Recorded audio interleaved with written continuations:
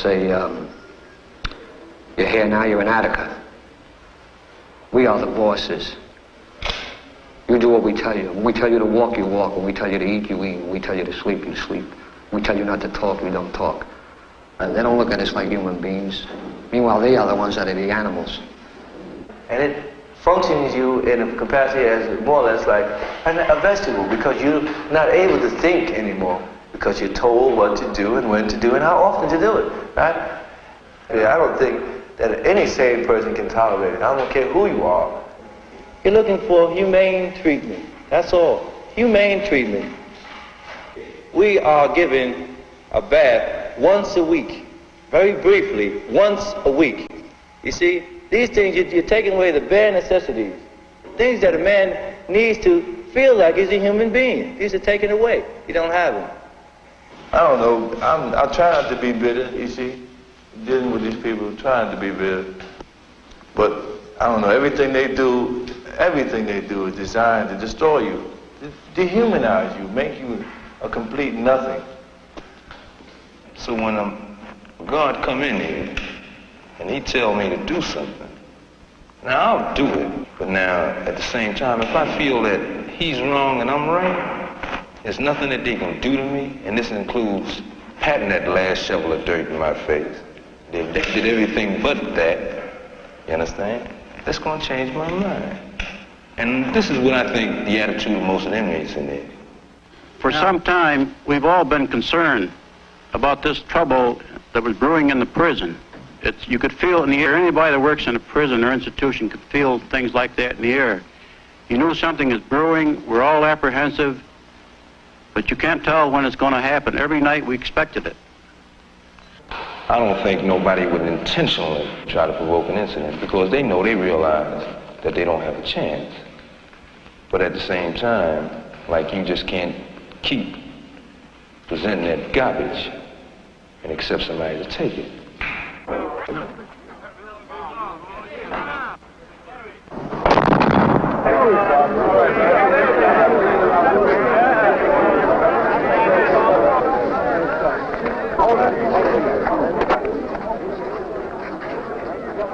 We had a beautiful society in the yard, you know, because basically we realized, you know, that all we had was each other, you know, so we clung to each other, in spite of all our different ideologies, and there were 1,000 ideologies out there, you know, but they worked it out for the common good. It was just us, all of us together. You understand, all of us eating together, you know, like having to suffer together. You know, it was 4 days without bathing. You had to smell each other. 4 days of going hungry, sharing what you had amongst each other. It was really groovy, man, you know? Groovy in the sense that you know what it is to have unity. You dig? It was really a united thing. You dig? It was a thing where, you know, where we're going to do this, you know. It was nice. We might have a disagreement on it. But as to the thing as a whole, we're all together, though. There was no really racial tension, and everybody was looking out for each other, sharing food and sharing cigarettes and putting up things to sleep in and mattresses, you know, the whole organization. And it was just fantastic the way everybody worked together, you know. It was really beautiful. All right, hey, let's move. Don't hold up the line. Let's move. Keep this line going here. Let's move it. Come on, let's move it.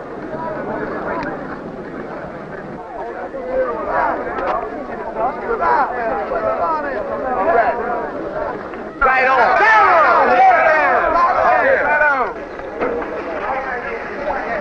What we did, bro? Hey. Come on, 38. Tell them we ain't dead. Tell them we ain't dead, bro. Can I hold this in? Tell them we ain't dead. Ain't nothing dead about us. We ain't gonna die. Nothing. We will not die in here. And I want you brothers to get together, because we together here. And these people think we shucking and jiving, but we is for real. Well, I thought things were bad down home. But I've never seen anything like this. The people in here are treated like dogs. Not only the black, the Puerto Rican, and the white. And we're going to get what we demand, or we're going to die trying. That's right. Support us all the way. We're doing this for everybody. We no longer wish to be treated as statistics. We want to be treated as human beings. We are men. We are not beasts, and we do not intend to be driven or beaten as such. The entire prison populace has set forth to change forever the ruthless brutalization and disregard for the lives of the prisoners here and throughout the United States. What has happened here is but the sound before the fury of those who are oppressed. My name is Arthur Eve, New York State Assemblyman. I went to Attica when hearing that the inmates there had captured a portion of the prison. It was very interesting to see how the men in that yard had set up a city within the confines of Attica State Prison. They had set up a very elaborate PA system so that all of the conversation between them and us was heard by all of the inmates in the yard. And no decisions were made unless all of the inmates agreed. We want to apply the New York State minimum wage law to all state institutions. We want to stop to slave labor here. We want to allow all New York State prisoners to be politically active without intimidation or reprisals. We want true religious sanctity. We want to do our own thing in this place. Number 4, in all censorship of newspapers, magazines, letters, and other publications coming from the publisher. 5, allow all inmates at their own expense to communicate with anyone they please. They were asking for better educational program, better training program, drug treatment program, library. They were asking for better food, better medical care. They were asking for more than 25 cents a day in salary. Well, now I was in there early. I was one of the pool reporters who went in there, and some of the demands that they made were getting out of the country, etc. How would you characterize these? Are these realistic demands? They have a list of what they call practical demands, which are 15 demands. Just about every one of them have to do with the improvement of prison conditions. This is not a riot of prisoners who are seeking to escape. It is a riot of prisoners who are eminently practical and who are spelling out conditions which they feel should be improved. And many of those conditions are requirements which are now in the existing law.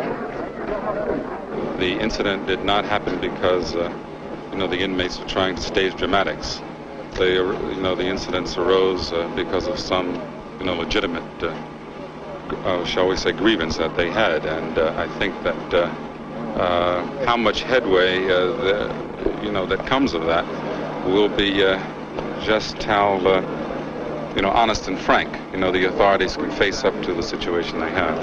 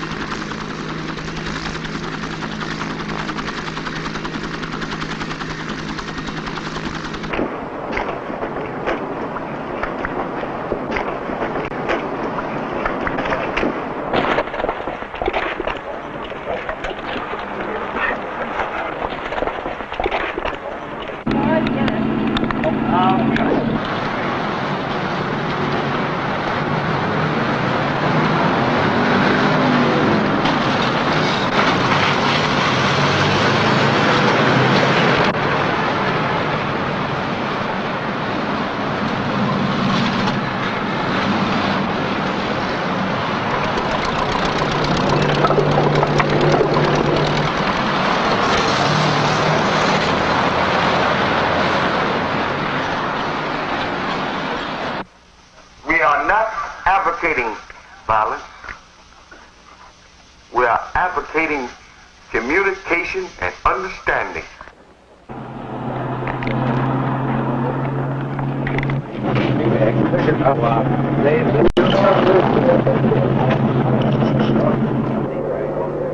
Right, push.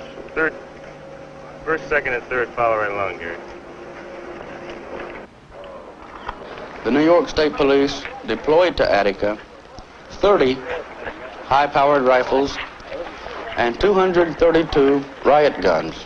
The State Police riot gun is a 12-gauge shotgun with a 20-inch barrel and a full choke.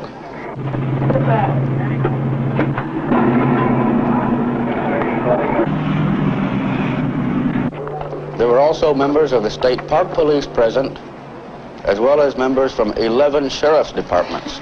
There were also weapons from the arsenals of the Attica prison itself and weapons brought from Auburn by corrections officers who came from Auburn. These weapons included 22 high-powered Winchester rifles, at least a dozen 32 caliber pistols, and 2 weapons that are capable of automatic fire, the Colt model AR-15 and the Thompson submachine gun.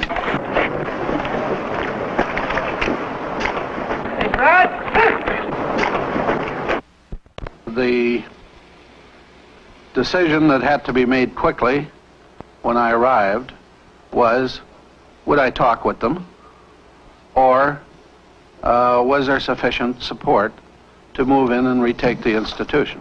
Now, the tradition in this area is not to negotiate, am I correct? That's right.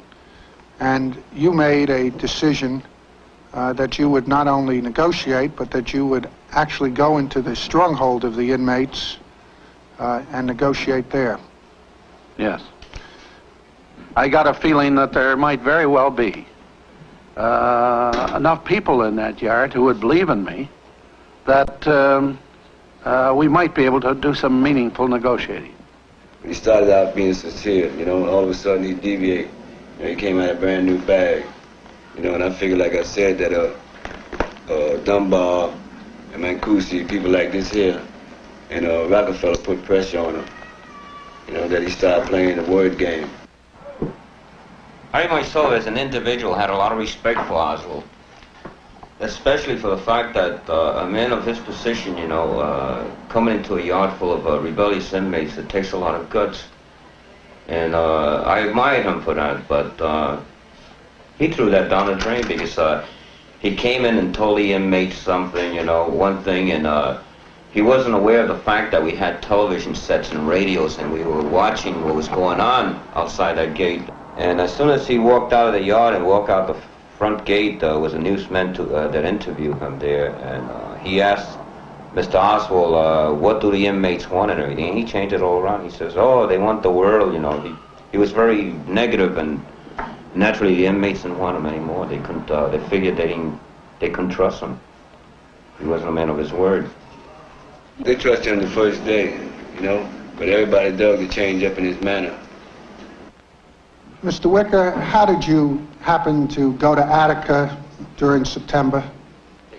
My name had been included on a list of names that prisoners who were then in revolted Attica had asked to come and observe the proceedings there. And when did you arrive at the Attica prison? Late in the afternoon of Friday, September the 10th. I would suppose in retrospect it was about 4:30 in the afternoon.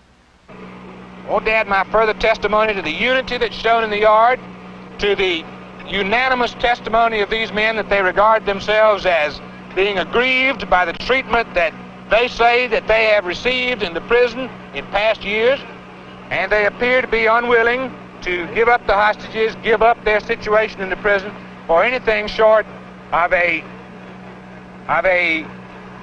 complete amnesty. Now you had a situation in which the state was saying no amnesty, and the inmates said that they wanted total amnesty. What did you do about trying to prevent this confrontation that was looming up? By midday Sunday, I think what most of us felt was that the attack was quite imminent, and it was coming because we had this deadlock. We weren't able to work out anything on amnesty and so forth.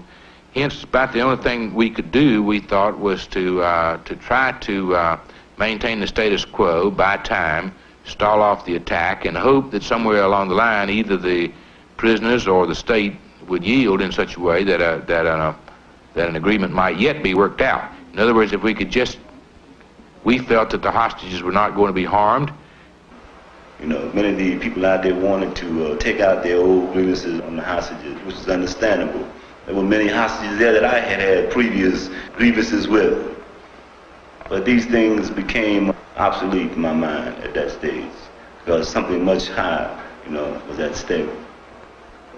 The hostages are, by their own testimony, are sleeping on mattresses, and the prisoners in most cases are on the ground. Hostages are getting what food there is. Hostages are getting medical care treatment.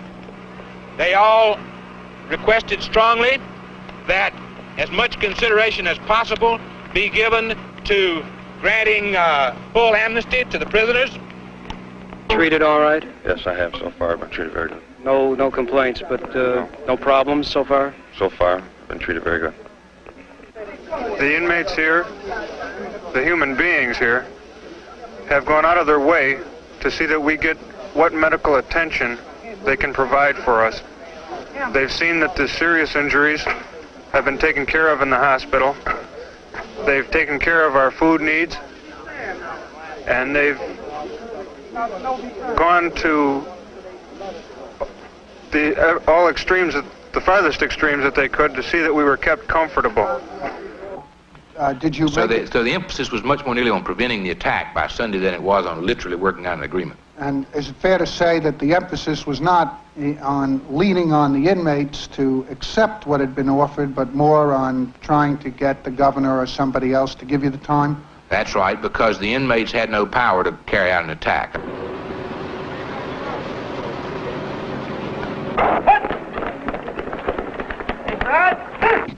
You did make a telephone call to the governor that day, am I correct? Yes.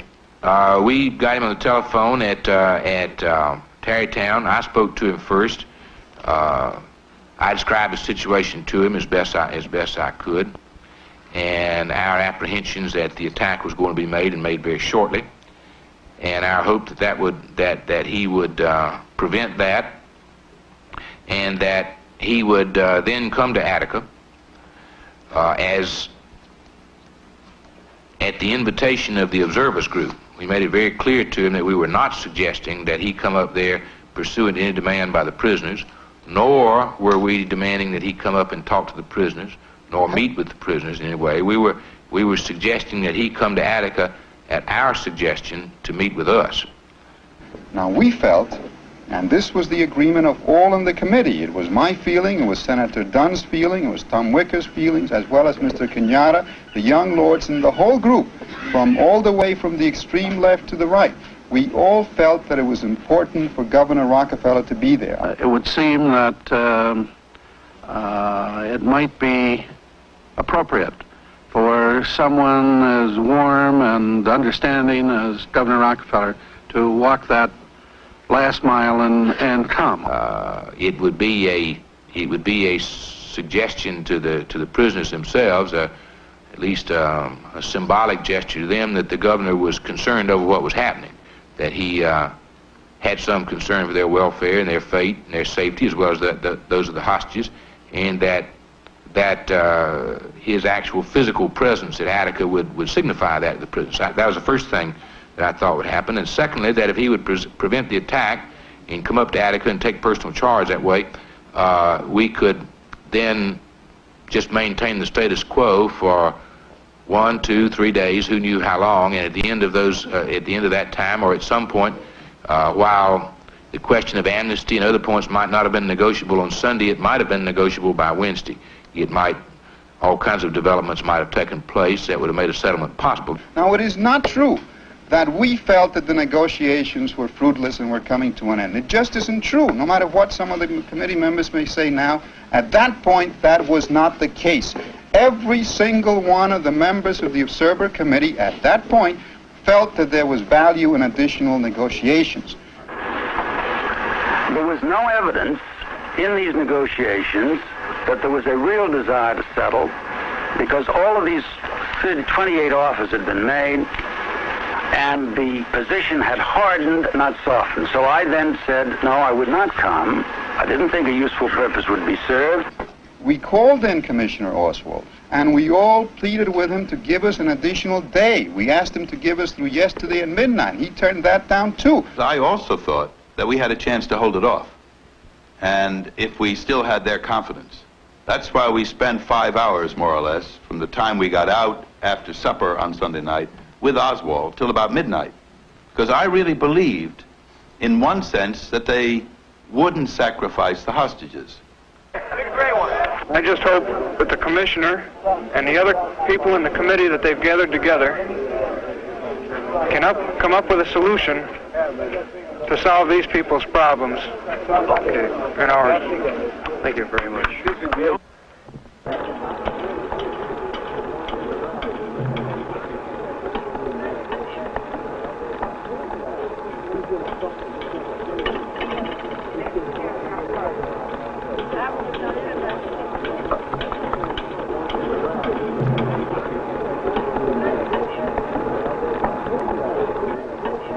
I had, of course, asked to get out on television and perhaps talk. So I talked about the good treatment that we had got and the medical help and the care, and then, of course, we hadn't been harmed up until then.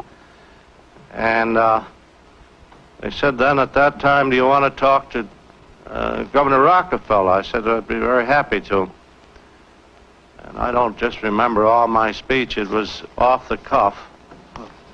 What you said was, Governor, we are here in the yard with quite a group of people, and everything that you can do, I am highly in support of. We lived for 4 days under the same conditions they are living in, and we are 38 men who understand exactly what they are trying to get for themselves. Now, it would seem a shame to waste a group of educated people like this. And then there was applause. So here we are, and we are waiting for your reply. That sound familiar? That's just about it as I remember it. But one thing I especially remember, the inmates all clapped and shouted after. So I think they were thinking along the same lines I was thinking. Which was what?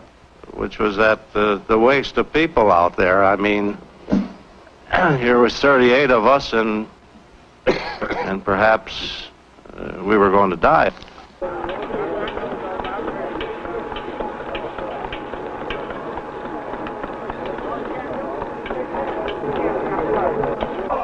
Sergeant Cunningham, now would you give us a message for Governor Nelson Rockefeller?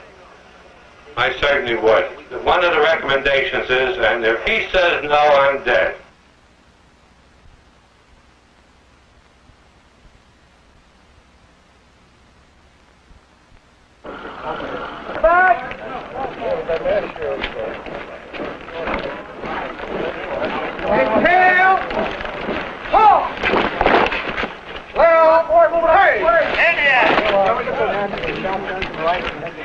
All right, that last squad. The last squad, kid. Right, as you were. Lil, hey. All right, go right around to the supply truck and pick up the shotguns and rifles. On the double, let's go. Put them back in there. So keep there. You bring the gun for the bullets? Well, what's more important? The lives of these people or the retaking of this institution? This institution is not important. It's lives that we're interested in here. What's more important? Let the people in the world, let us know what you feel about this. We want to hear from you. We want some support from you all. And if we cannot live as people, then we will at least try to die like men. Nobody takes a weapon from you. You're to meet force with force. There have been some of the prison personnel severely injured here this morning, and we certainly don't want to see any of our people hurt. Let's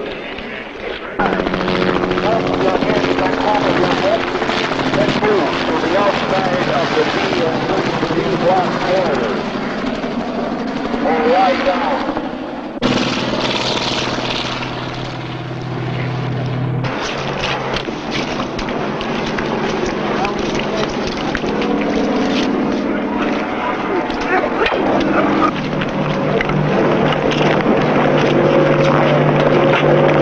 To delay the action any longer would not only jeopardize innocent lives, but would threaten the security of the entire correctional system of this state. Armed rebellion of the type we have faced threatens the destruction of our free society. We cannot permit that destruction to happen.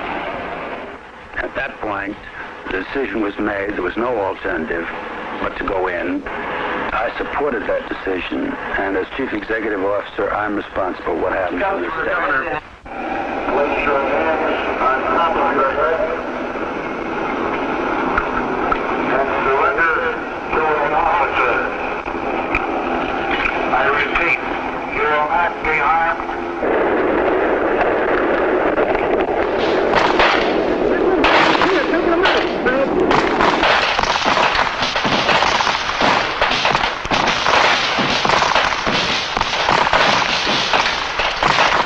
And you could smell the blood and hear all the people screaming, and like at first they thought that they were shooting rubber bullets, and all these people started getting up and you'd see them getting blown apart. The helicopter flew over and they told everybody to surrender. Guys put their hands on their heads, and when they said it's the second time, they just opened up shooting. I got my leg shot off. The state trooper walks over to me and says, "You won't rebel no more, will you, nigga?" and hit me in the leg with the gun butt, the one that was shot off. So the guy says, "Well, let's kill him." So the other guy says, "No, we're not gonna kill him. He's gonna bleed to death." The guys that got their shot in the head, some guys got their head, pieces of their head shot off in the chest, you know. On the whole, man, this guy just laying all over, man. It's like a battlefield. Guys were just laying all over, man. They were like, they were shot all up, man, you know. And they was trying to give up there, some of them, and they were just shot down, just like that. I seen a bunch of people that's supposed to be human beings just shoot like they shooting wild animals in a jungle.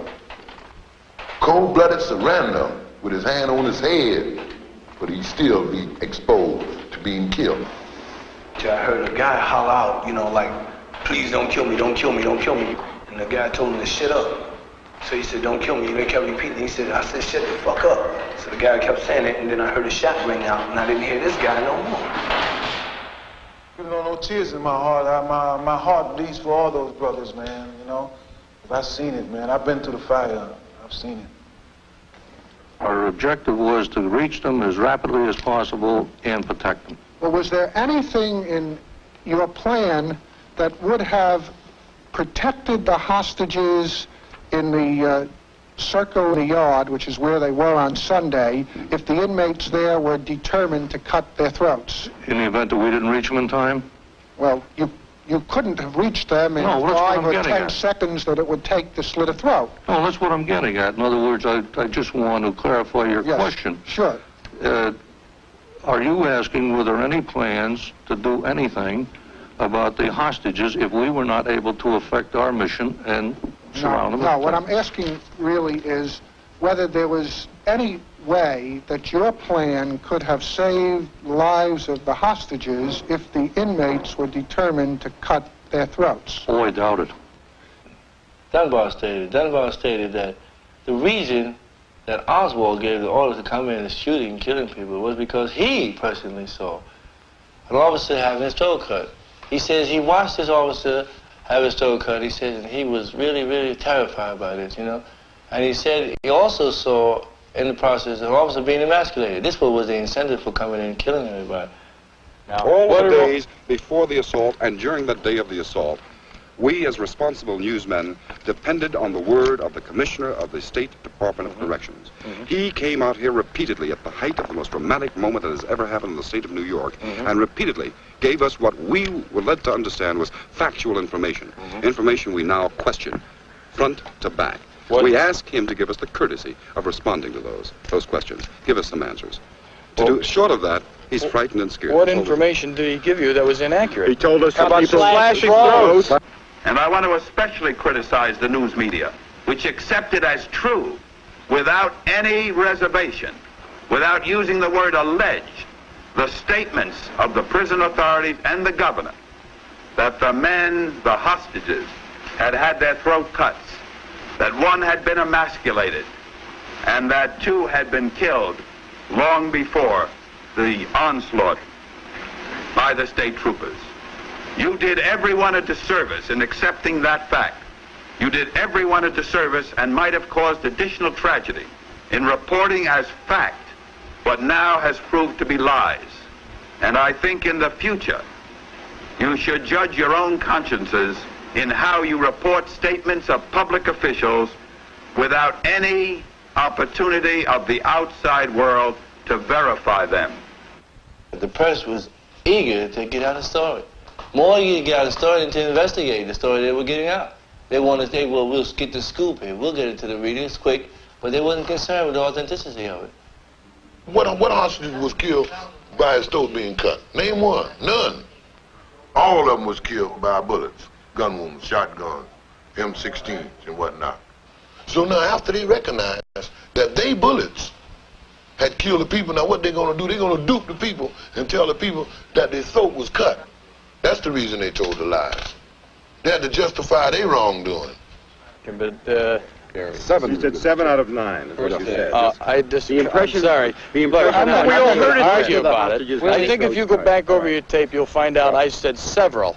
I understand, but the point is there were none. The forensic pathologist who did the examinations reported that the cause of death in each instance was gunshot wounds. And even after they found it was wrong, they didn't put in their papers that, okay, we found we were wrong. They didn't do that. They just didn't speak about it at all. Like, okay, so we made it. But however, if it was proven, and it has been proven, if they were wrong, they should have reprinted an apology. You know, to their readers, they told them a lie. You know, not only that, I would go one step further. They should print an apology to us. Okay, how can you apologize to a dead man?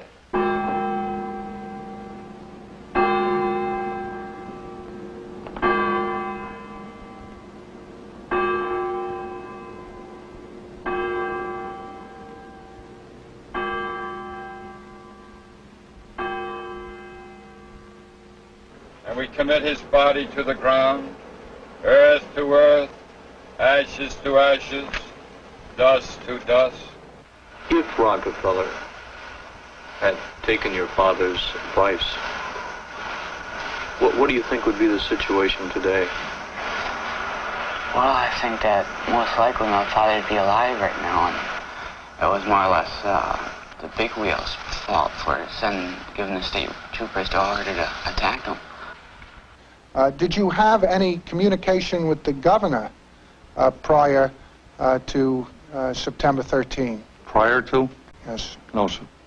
And when you asked prior to, did you have a communication afterward? Yes, sir. What was that communication? Telephone.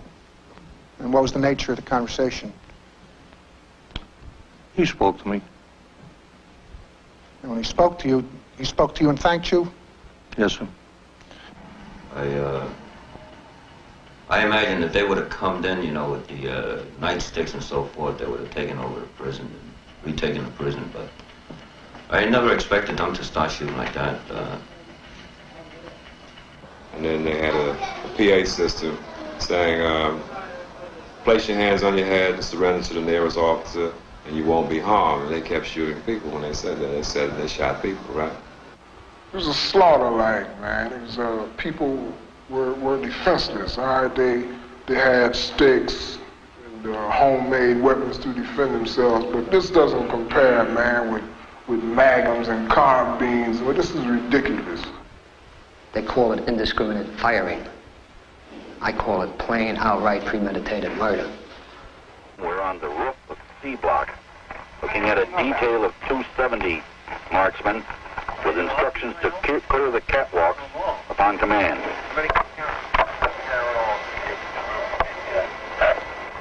So you can load 6. 6. And the bullet would be thrown forward, which would be arming the weapon, so to speak. One round in the chamber. To fire the weapon, it would be brought up, sighted through, squeeze off the round.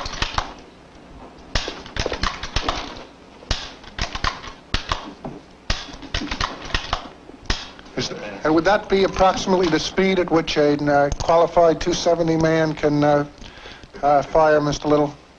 Were you qualified as a 270 man? Yes, I was. Yes, okay. I was.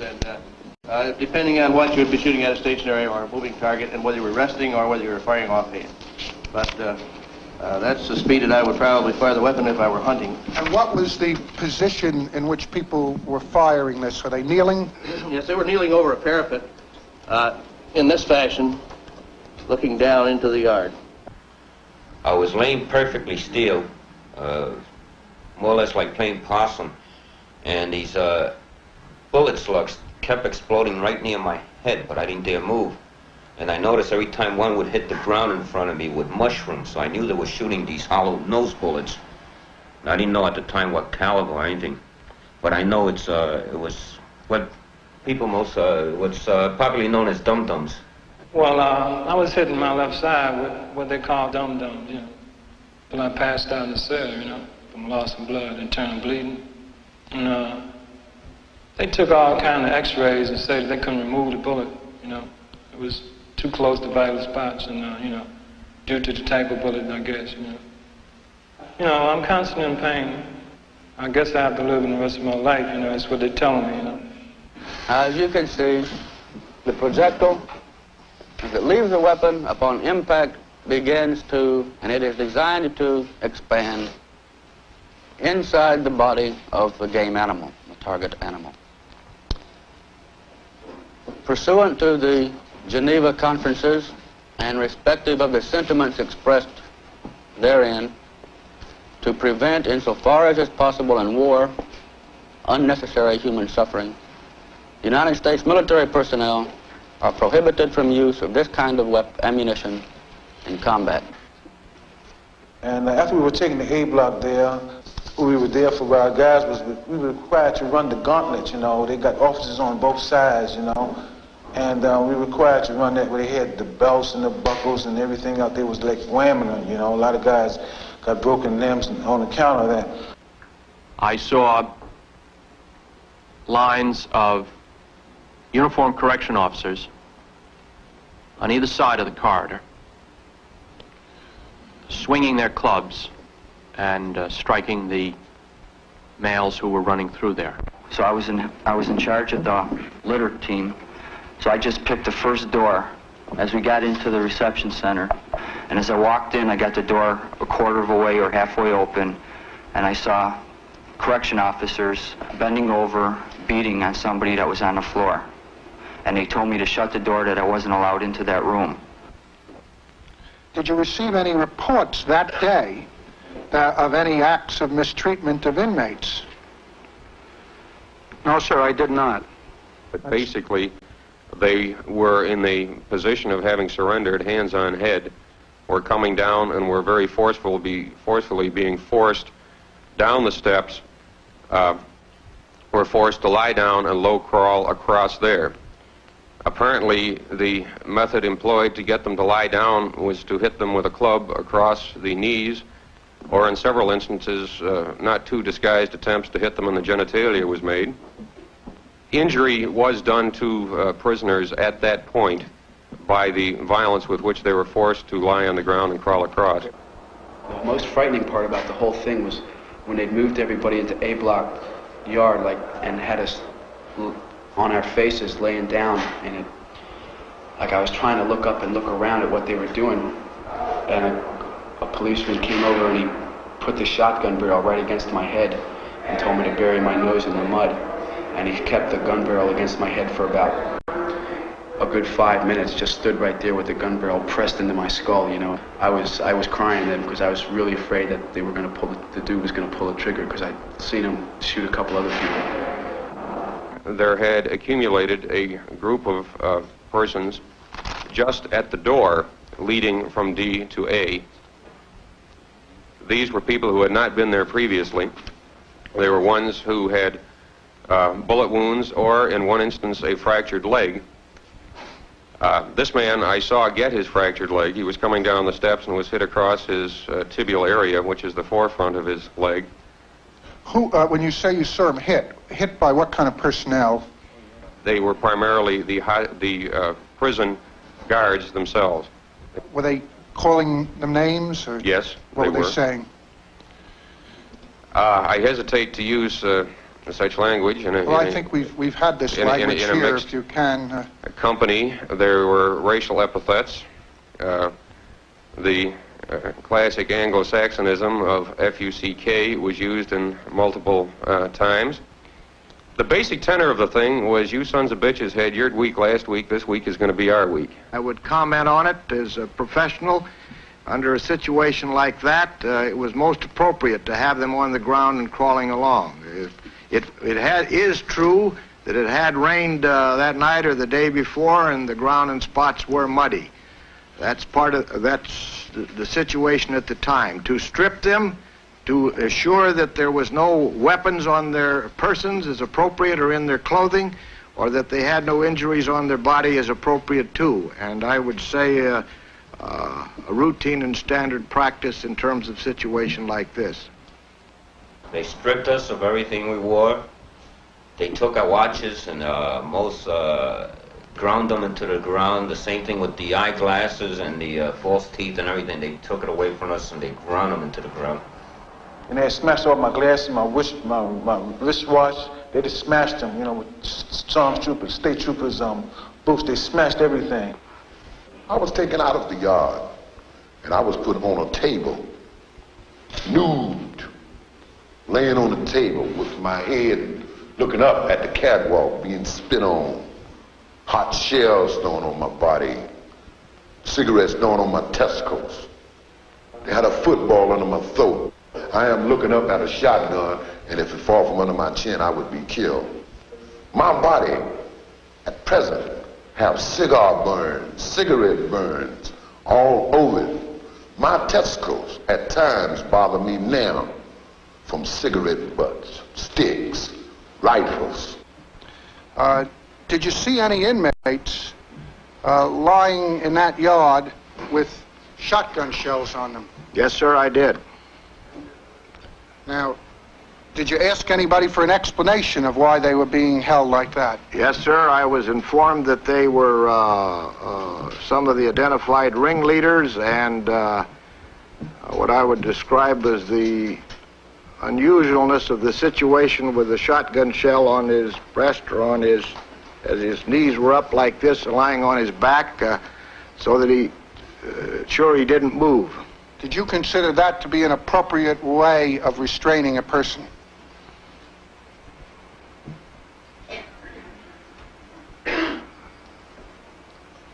The alternative, I suppose, would have been to handcuff them. I don't know that they had them there. It's an unusual way. I believe a lot of inmates were killed after the takeover proper. There was a lot of sporadic shooting late into the night afterwards. And a lot of inmates will pull out of their cells at night, late at night, and well, draw your own conclusions.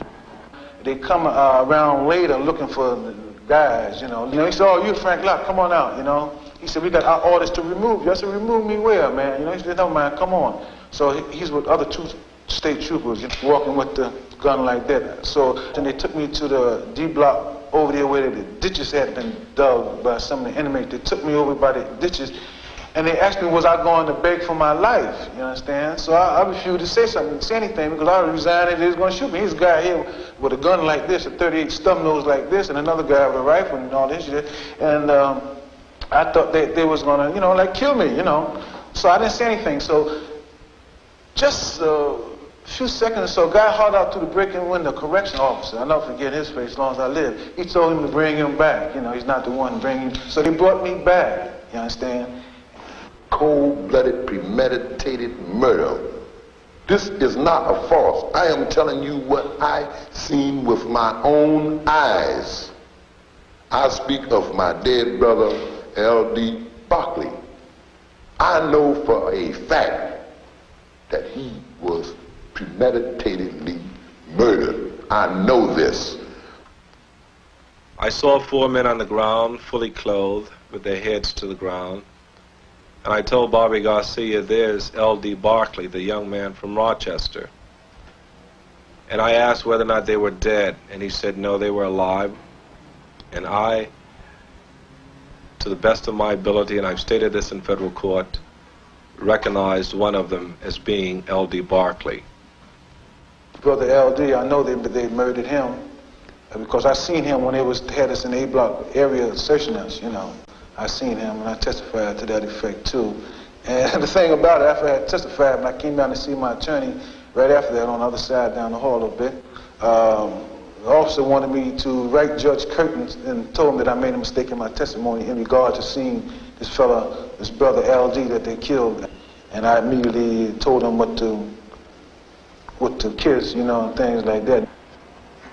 And I did say in my notes, and I want to repeat it here, sir, because it is my firm belief, from my knowledge of the plan and what I could observe of it, there was excellent self-discipline, excellent self-control, excellent response to commands, to my knowledge, and while we were all concerned about the number of casualties that would occur, and while there were some, if you look at it as I do and try to report it to you, that only,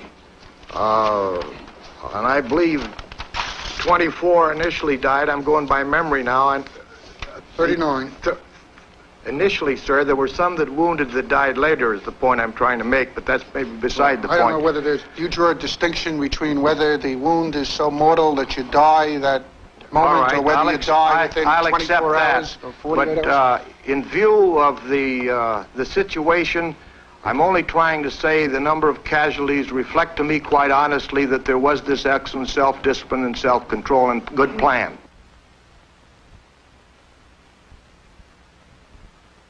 But I would regard your position as the state official as being one to uphold the law. These men were entitled, whatever they did, to due process.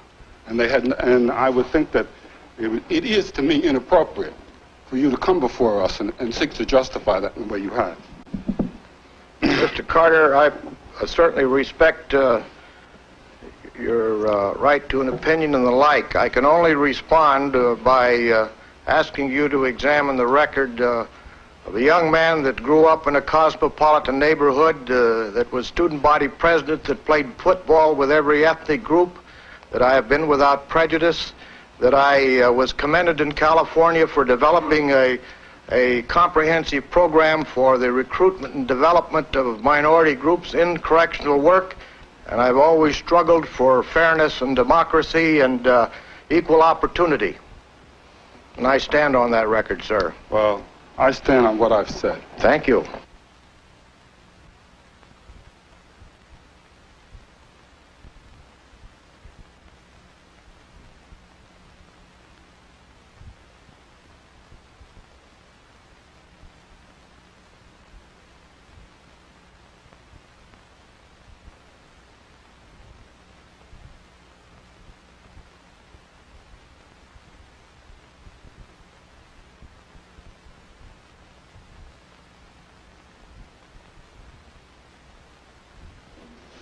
The only way that they think it's possible to satisfy the people is come with a mass of indictments.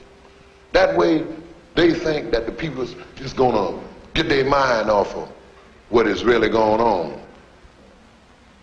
The state has poured in hundreds of thousands of dollars. In fact, Governor Rockefeller decided to divert all of the resources of the newly created organized crime task force. This was a special section of the Attorney General's office that had been just set up in 1971, supposedly to finally, in a comprehensive way, attack organized crime in New York State. Instead, because of Governor Rockefeller's need to vindicate what he did at Attica, he diverted that entire task force under Mr. Fisher to investigate the Attica situation. There are no blacks on the grand jury. There are no young people on the grand jury, really. You know, young people can vote now, like 18. I don't think there's anyone on the grand jury 21 years old. And the income is very high. It's like from $10,000 on up. Some people own whole business, you know, like a bus service, and that's, you know, pretty big money. So we don't have any fears there, really.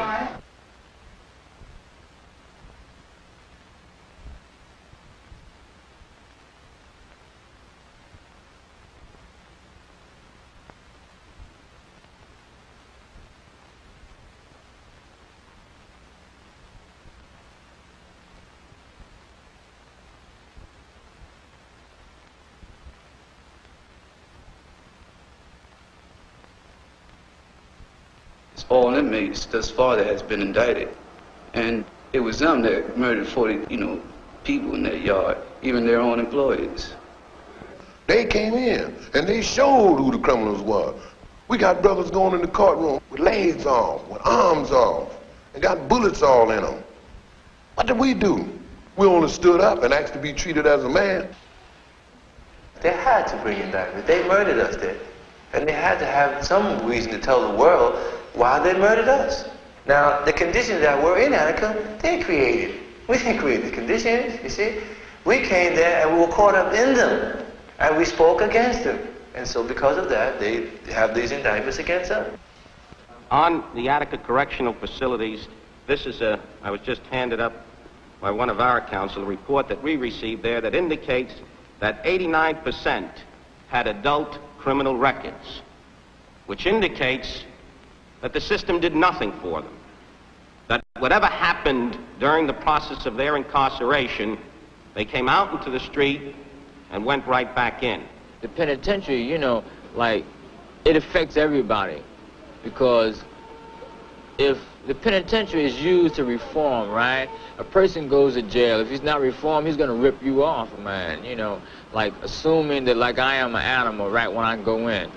If I'm not dealt with, when I come out, I'm going to rip you off, man. So you're going to pay twice. You're going to pay through your taxes, then you're going to pay again if I stick you up. Now, you've been in the correction institution system since 1937, have you not, Mr. Yes, sir, I have. Would you say that recidivism was on the rise during the period of time that you've been familiar with our correction institutions in the state of New York? I've seen statistics to that effect. May I submit to you, Mr. Brasco, that this problem of corrections is a very complex problem. Oh, I understand that. But I think that I can safely say that 89% at Attica having prior criminal records is a clear indictment of our system's failure to rehabilitate. It's a multi-million-dollar enterprise or industry, and it's the only industry that, functions off of failures.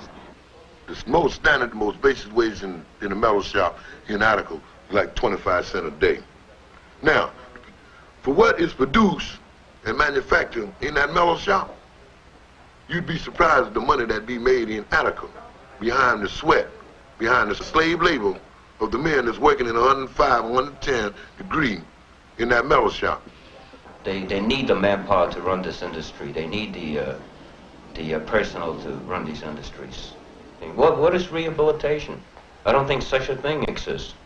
The town of Attica thrives off of, the people inside the penitentiary, you see. If it wasn't for, the institution, the people would have no jobs. You have the mayor of the town works inside the joint, right? You have, it's like what you call nepotism, I think, was when you have, your brother, your cousin, your uncle. Everyone works inside the joint. On the day of the riot, there were 398 correctional personnel assigned to Attica. In talking to them, we found that their major motivation in taking a job at the Department of Corrections was not to do correctional work, but because it was a good job. It's a secure job. It has good pay for a rural area. It has retirement benefits. And at least in the past, up until about the middle 50s, it paid a good deal more than civilian employment in the area, than farming, or than other state civil service or law enforcement jobs. Here I am dedicating myself to these people. But you spend your life working with them. Yes, sir. I'm proud of the work I do. Let me tell them this. This is what's got us upset. This Department of Correction seems to be going downhill. It's everything to make it easier for these inmates, and the easier you treat these people, the harder it is for us. But yet you say you're trying to rehabilitate them. That's right. Do you know what their mentality is? Very low. You have a few people, a few guards that they try to relate. But there's, like I said, there's this little inner circle where if you have a young guard who might come in and he might try to relate to, me or someone else, he is, more or less castrized, or he's really harassed by his own fellow guards because they don't want him to treat me as a human being or a man, because this would be acknowledging that I'm a human being. And so they don't want any of the guards to do this, and if they continue to do it, they'll put them on the wall. By the wall, I mean that they'll put them on the tower, or they'll put them on the night shift when there's no one that he can relate to around. And this is what happens to the guards. And most of the guards are like from a rural background, you know, white, you know, and like they really can't relate. I mean, there's no communication. Due to the fact that approximately 75% of the institutions in this New York State are black, they don't have the proper facilities to deal with them. They need more black teachers, black instructors, black correction officers, black ministers, black priests, and they need black councilmen. You know, I'm talking about guidance people, someone to understand the problem. And then it is the Civil Services Commission's fault that you only have one black guard at Attica?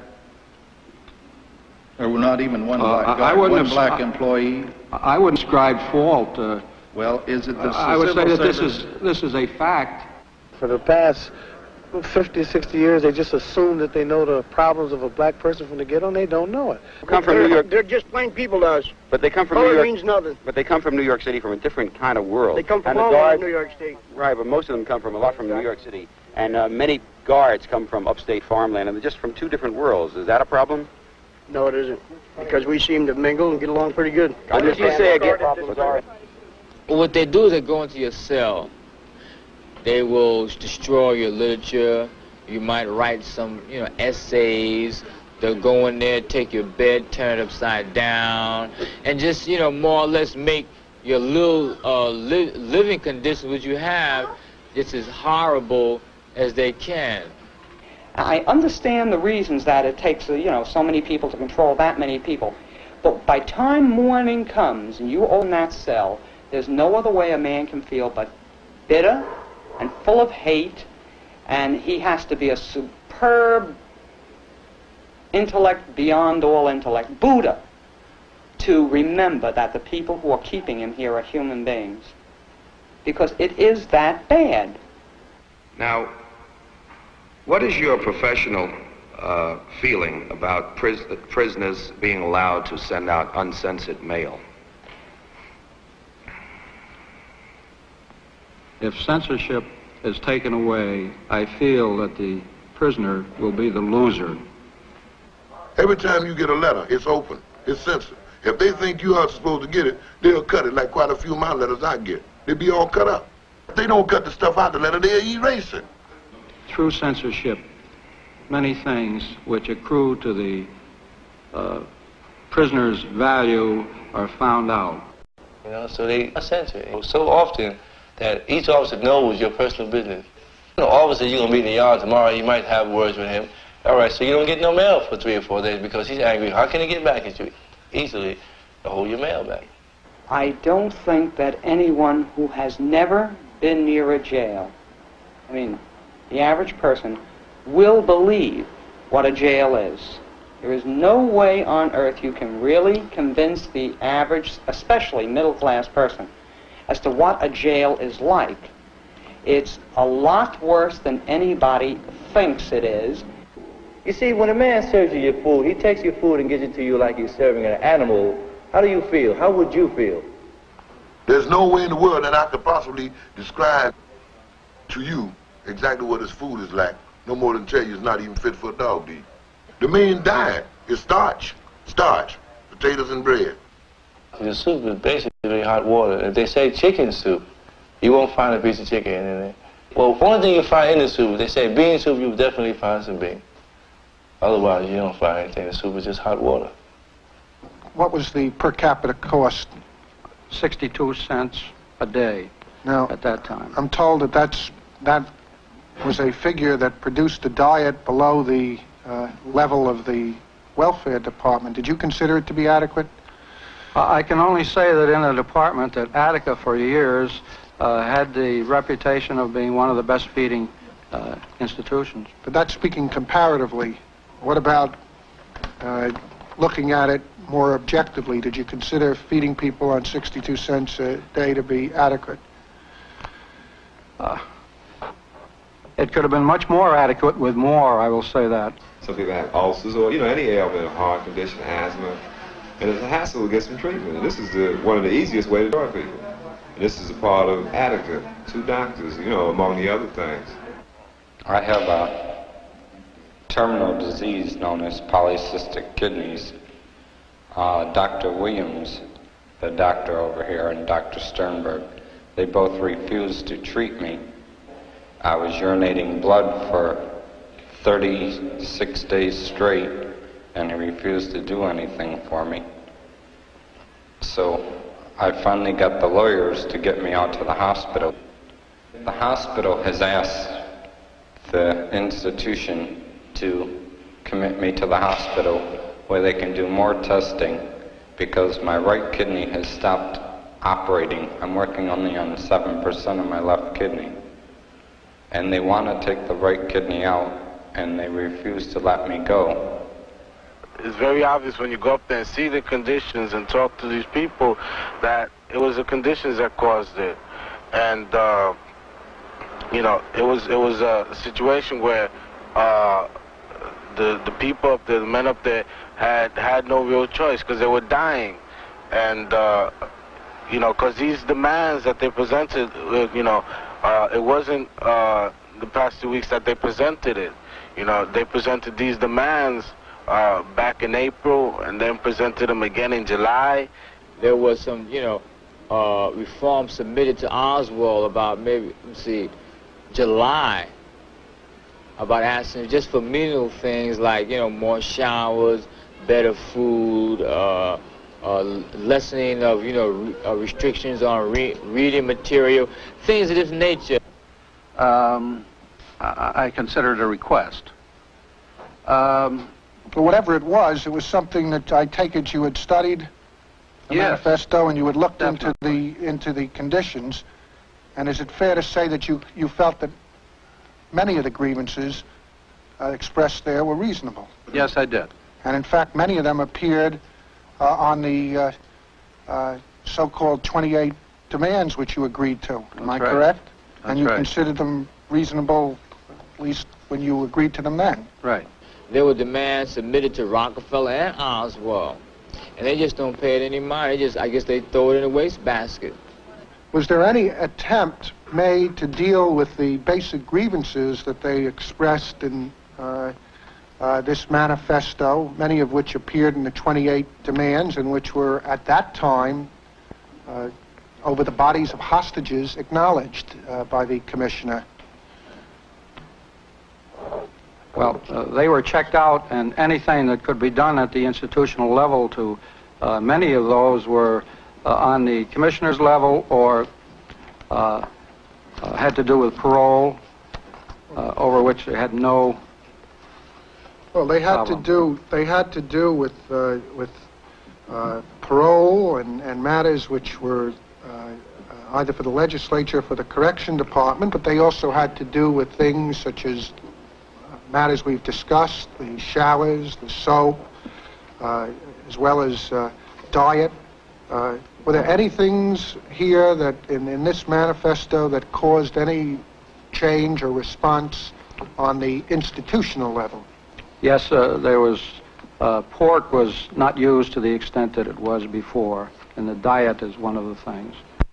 One of the things that brought blacks and whites together in Attica was the memorial for George Jackson, which happened a couple of weeks before the rebellion.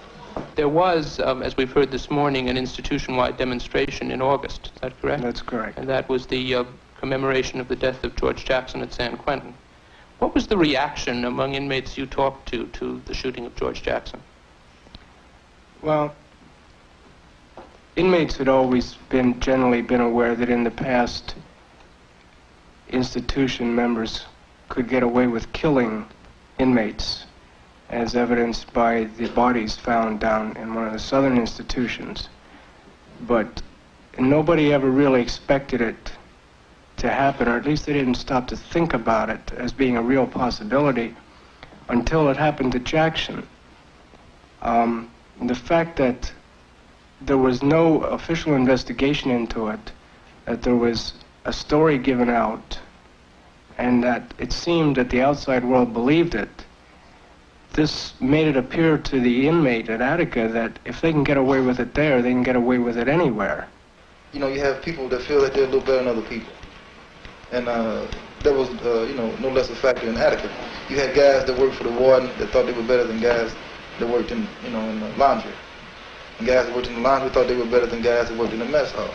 Guys that worked in the mess hall thought they were better than guys that cleaned, you know, mopped and swept the hallways. So it was a thing, you know, it was a class thing. But on this particular day, the George Jackson thing, everybody said, you know, everybody was together. The warden's runner was sitting with the, you know, the guy that mopped the hallway. You know, that morning everybody went to mess hall.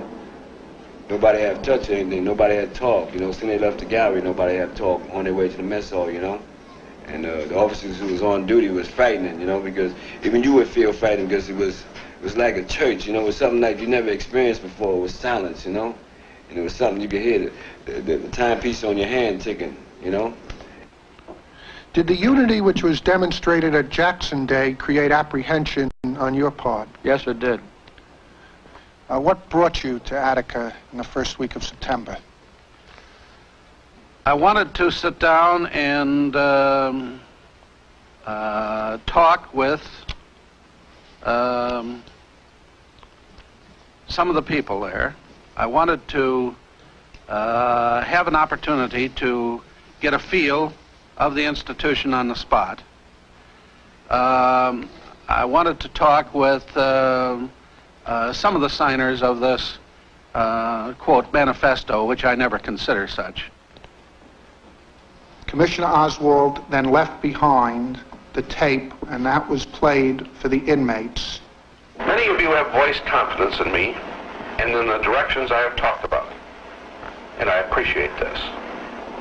I'm certain you realize that change can't be accomplished overnight, but I can assure you that changes will be made, just as some changes have already taken place in the brief period of 8 months. I was in my cell when he played his tape, you know. We was in the cell, and they played the tape. And like you hear different comments and all this, you know, guys are saying, oh, he's bullshit and things like this here, you know.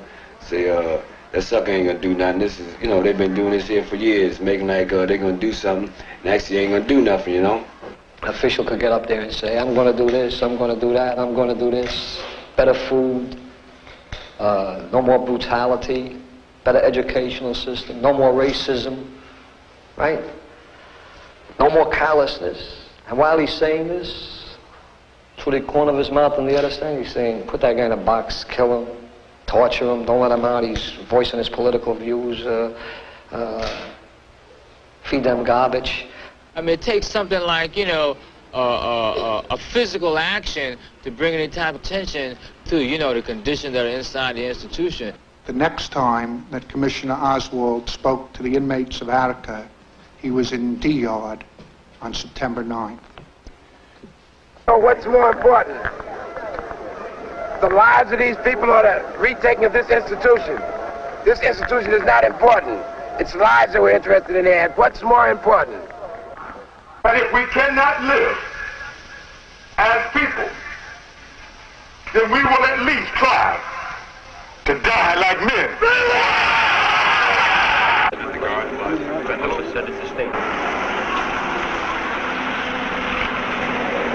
You will not be harmed.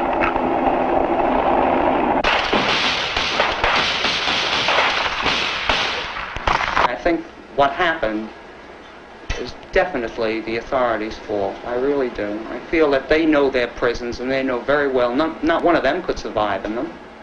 Even after dealing with the problem and knowing what the problem is, it has been exposed, 43 people. There have still been no consideration. All rhetoric. Everybody's talking about we're going to do this, we're going to do that, we're going to do this, we're going to do that. When are you going to do this? The problem is now.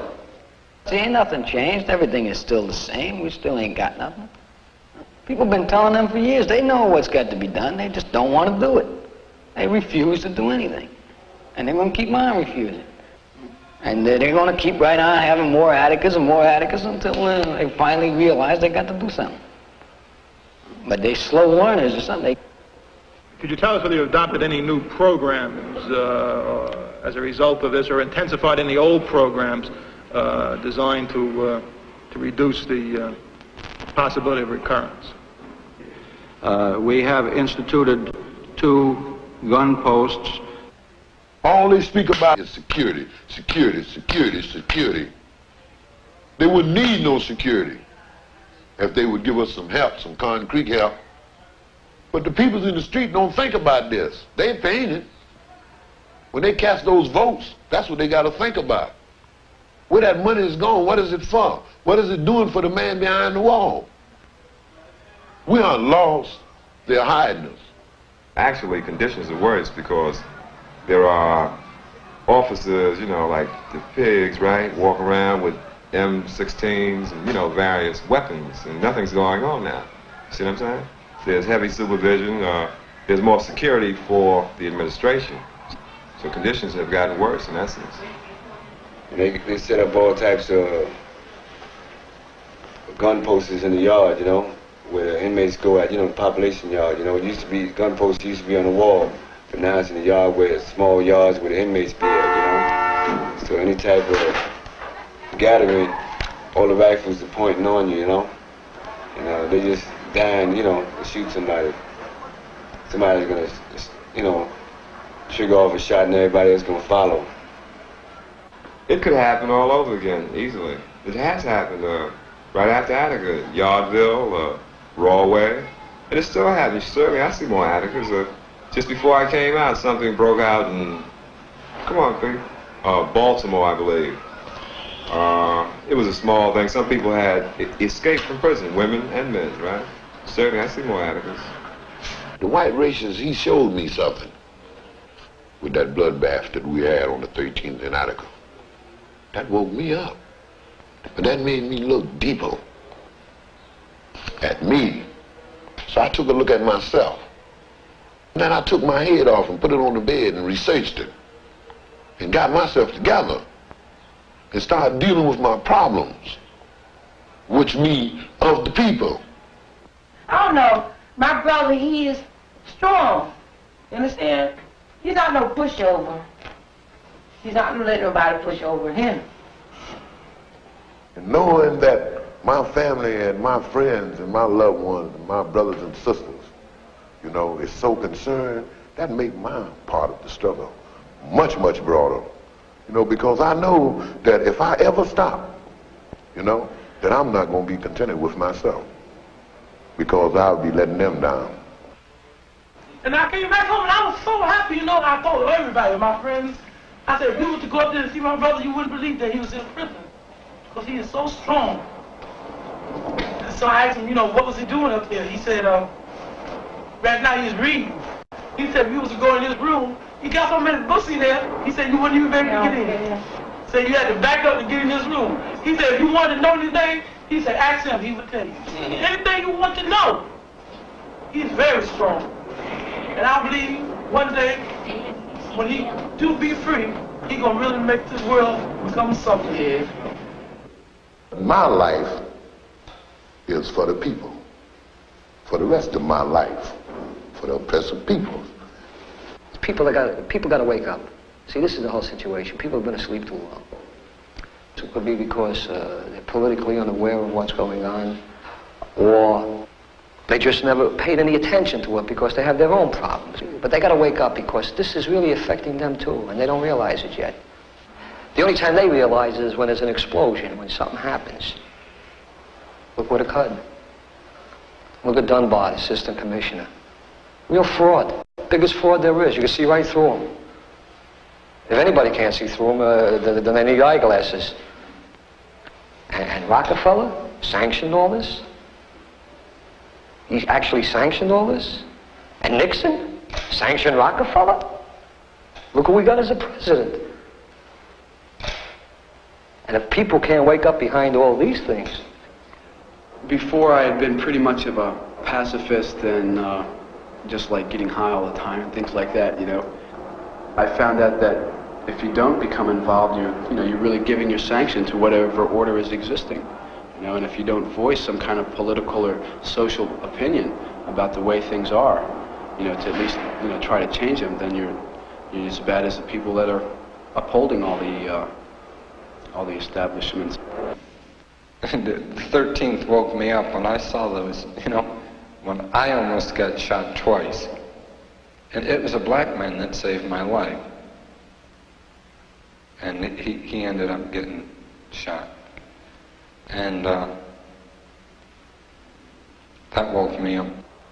I didn't think that I would survive. Like I said, I was shot 7 times, and I really thought that it was all over. But somehow I did survive. So for this, I'm grateful, you know. But a lot of brothers didn't make it. And I think about this. And I think about that those brothers, you know, that didn't make it. They cannot be forgotten. They cannot have died in vain. Their deaths must mean something. It must be made known to the people what their deaths meant. You see, what the whole struggle was about. People easy to forget. Because we're living in a world that's fast moving, you know. Things are happening every day. Things that happened yesterday, today become passé, forgotten about. So I cannot let this die. And I will not let it die in the minds, the hearts of the people. Because it is a part of me, and it is this that I am dedicated to keeping alive, you see, in the minds and the hearts of the people, so that they can always realize that these things can happen to them. What I see is this for the people in the street. I see, wake up. Stop hiding. Stop talking about it don't exist. Stop talking about you don't understand it. Stop talking about that cold water flat you live in is good enough for you. Stop talking about where you in jail and you getting 3 meals a day. Other than that, wake up. Because the same thing is happening to me is happening to you. And deal. Petition. Rallies.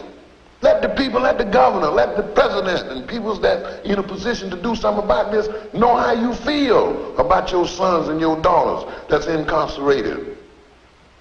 Other than that, wake up, because nothing comes to a sleeper but a dream.